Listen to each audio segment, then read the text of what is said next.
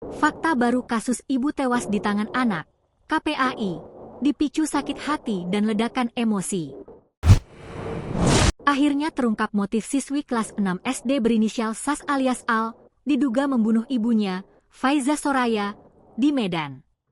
Fakta tersebut diungkap Komisioner KPAI Diah Puspitarini usai mendapat informasi dari KPAD Medan. Diah membocorkan curhatan Al soal motif terbesarnya melakukan perbuatan sadis terhadap sang ibu lantaran sakit hati.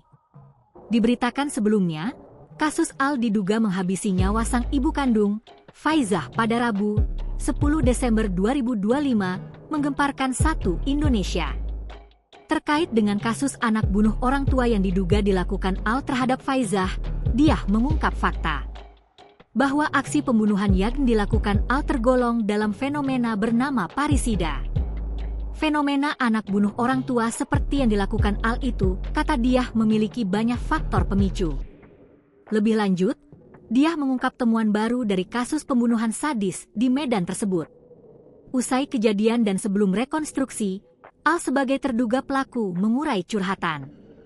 Al mengungkap alasannya tega membunuh sang ibu kandung. Awalnya isu yang berkembang adalah alasan Al menusuk Faizah karena kesal kakaknya dimarahi pada Selasa malam. Guna membela kakaknya, Al pun membunuh sang ibu. Ternyata, belakangan diungkap KPAI, Al bukan cuma ingin membela sang kakak saja. Al mengaku ia juga ingin membela sang ayah yang sering dimarahi korban. Anak ini sebenarnya membela kakaknya yang mungkin sering diinin ibunya, kemudian juga membela ayahnya. Jadi yang kami dapatkan informasi, anak ini merasa tidak nyaman dengan perilaku ibunya yang kadang sering marah-marah kepada kakaknya dan ayahnya, terutama kakaknya, ungkap Diah. Kepada KPAD Medan, Al mengaku sakit hati kepada sang ibu. Rasa sakit hati itu menggelayuti perasaan Al karena melihat perangai sang ibu yang temperamen. Adapun penyebab tindakan parisida yang dilakukan Al, KPAI menganalisa pemicunya adalah karena faktor emosi.